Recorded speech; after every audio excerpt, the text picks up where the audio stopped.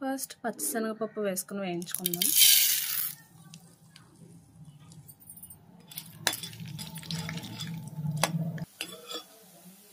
మంచి కలర్ వచ్చే వరకు వేయించుకుందాం. మనం పక్కకు తీసేసుకుందాం. నెక్స్ట్ వెల్లుల్లిపాయలు వేయించుకుందాం. మిరపకాయలు వేసుకుందాం.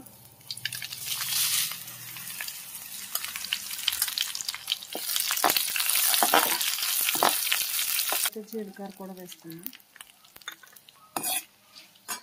తర్వాత కరివేపాకు వేసుకుందాం.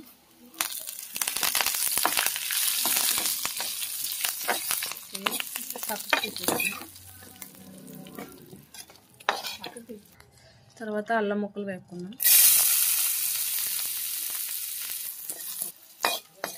మంచిగా వేయించుకుందాం. ఇవి బాగా వేగాయి కాబట్టి మనం పక్కకు తీసేసుకుందాం.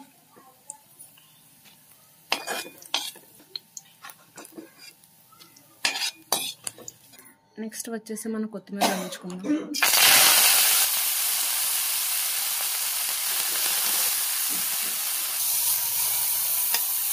కొత్తిమీర పక్కకు తీసేసుకుందాం. ఈ పెన్లోనే ఇంకొంచెం ఆయిల్ వేసుకుందాం. టమాటా ముక్కలు కూడా వేయించుకుందాం.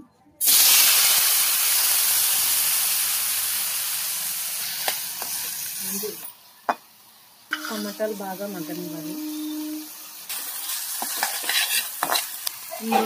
ఇందులోనే మనం చింతపండు గుజ్జు కూడా వేసేసుకుందాం.